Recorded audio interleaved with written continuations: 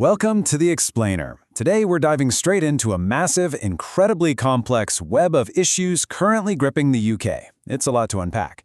On one hand, we've got violent riots and severe civil unrest playing out right on the streets.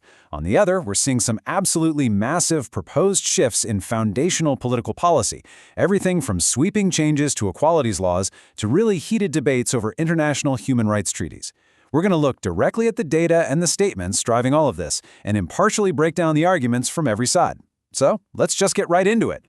Okay, here's our roadmap for today. 1. A nation on edge. 2. Scrapping the equalities duty. 3. The pushback and criticism. 4. Exiting the ECHR. And 5. Political gaffes and apologies. Section 1. A nation on edge. The Belfast trigger. To really understand what's happening, we have to look at this timeline because it acts as a huge flashpoint. On the evening of June 8th, a local Belfast resident named Stephen Ogilvie was brutally stabbed by a Sudanese asylum seeker. Now, by the very next morning, misinformation was just spreading like wildfire online. We're talking early, totally incorrect police reports stating the attacker was Somali, and the reaction was immediate. By the evening of June 9th, violent riots had broken out across Belfast, and they quickly spilled over into parts of Scotland and England. The scale of this unrest was pretty staggering. Fueled by anti-immigration sentiment and some really intense online commentary, masked rioters engaged in widespread arson. Homes, vehicles, even a hijacked glider bus were completely set ablaze. And what's really awful is that minority-owned businesses like a Middle Eastern supermarket and a Turkish barber shop were specifically targeted, forcing a lot of terrified locals to just close up shop early. But you know what's truly wild here? How much of this was stoked online. Right-wing figures and politicians like Lee Anderson and Rupert Lowe posted these highly provocative statements. Meanwhile, an IRA-linked Telegram channel bizarrely called for the Irish and British to unite under both flags against what they called a common enemy. Section 2. Scrapping the equalities duty. The political pivot. So how does street-level tension turn into political action? Well, this is where the conversation shifts to high-level policy, specifically spearheaded by Conservative leader Kemi Badenoch. But to really grasp her proposal, we first need to define exactly what she wants to abolish. It's called the Public Sector Equality Duty, or PSED, introduced back in 2010. Basically, it's a legal requirement that makes public bodies, think police officers, nurses, teachers, actively consider how they can promote equality and avoid discrimination based on race, sex, or religion in their day-to-day work. Now, Badenoch's framing of these laws points back to the 90s, specifically the landmark Macpherson Report, which was an initiative meant to fix institutional racism in policing after the tragic murder of Stephen Lawrence. Badenoch argues that, while well-intentioned, the report enshrined a totally flawed principle, the idea that an incident is racist simply if it's perceived that way by the victim. She claims this ideology morphed right into the PSAD, making public institutions so completely terrified of being labeled racist that they've actually become, in her words, institutionally incompetent. And she makes some very specific, highly charged claims to back this up. She literally argues that major national tragedies, like the Manchester Arena bombing and the Nottingham stabbings, could have been stopped if authorities hadn't feared being called racist or profiling minorities. She heavily cites the recent murder of 18-year-old Henry Nowak. Reportedly, he was handcuffed by police as he laid dying because his killer falsely claimed to be the victim of a racist attack. Badenoch uses this horrific case to argue that public servants are putting equality training above basic safety and common sense. Crucially, this kind of philosophy translates directly into real-world policing. Take a look at this number, 48.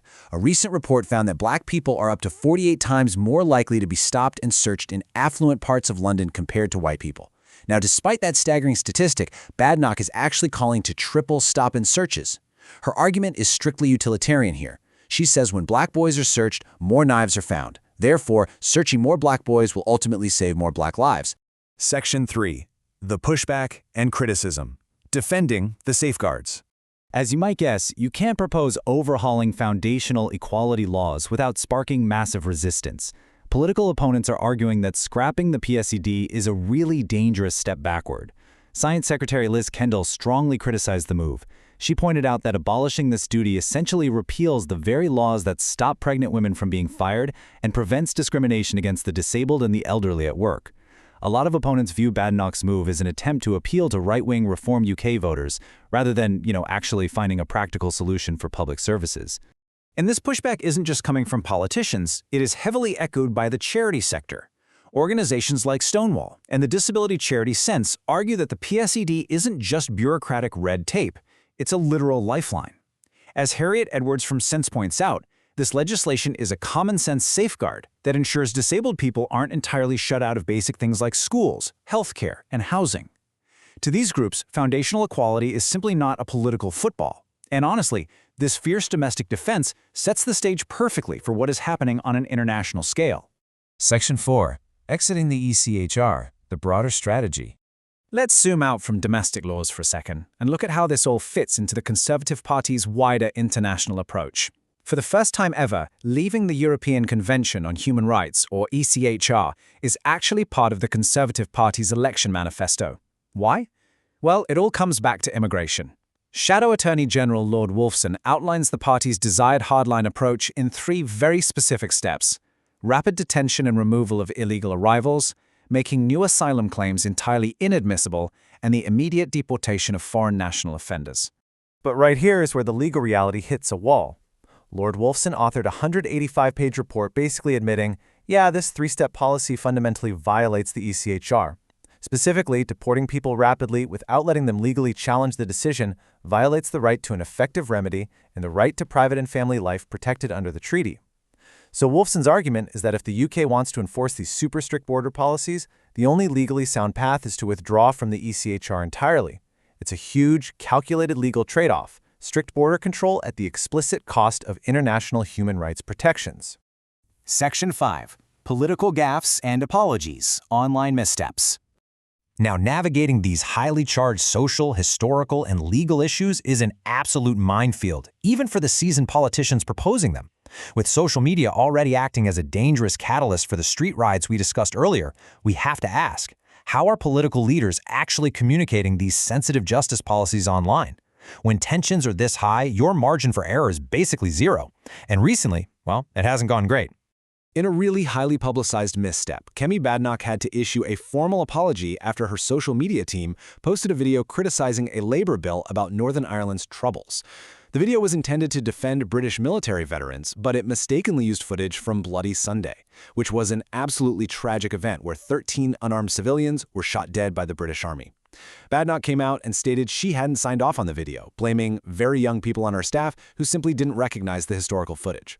As you'd expect, opponents condemned it as a profound lack of judgment, showing just how easily and disastrously political messaging can backfire. So let's pull all these threads together. We have street-level violence triggered by online misinformation.